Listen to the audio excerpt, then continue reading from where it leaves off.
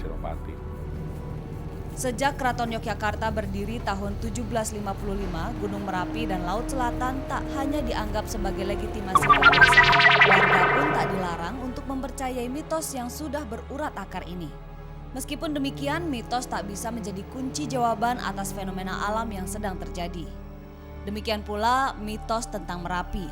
Salah satu gunung teraktif di dunia ini memiliki sejarah panjang sejak zaman Mataram kuno hingga sekarang. Dengan aktivitas dan kekuatannya yang luar biasa, gunung ini sempat menimbun pusat-pusat kebudayaan zaman Mataram kuno. Bahkan pemerintahan raja kala itu pun sempat bergeser ke Jawa Timur.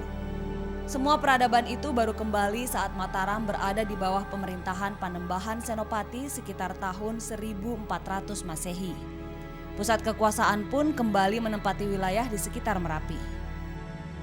Setelah era zaman Mataram baru, dengan adanya satu filosofi Laut Selatan ya, dan Gunung Merapi, jadi ini sebetulnya kalau kita berpikir cara sekarang ya, ini merupakan suatu legitimasi daripada raja pada waktu itu, Panembahan Senopati.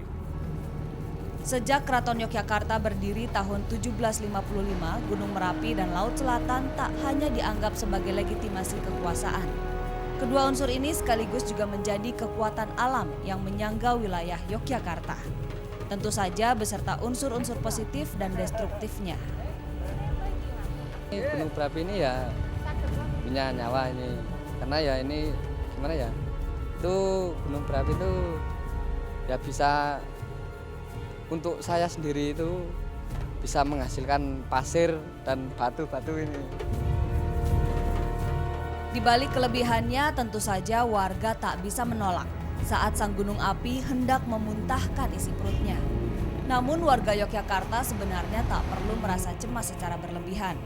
Bukan karena mitos bahwa Yogyakarta masih satu keluarga dengan penunggu Merapi, tapi lebih karena keunikan kondisi alamnya.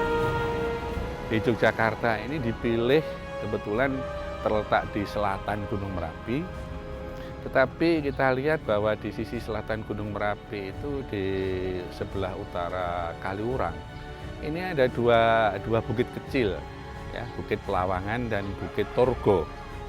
Sehingga itu dan sungai-sungai kiri kanannya ini cukup dalam, ya, curam, tebingnya cukup curam. Secara faktual, Bukit Turgo dan Bukit Pelawangan bisa menjadi penghalang muntahan Merapi. Aliran laharnya pun akan terbendung di sungai-sungai yang mengelilingi kedua bukit ini.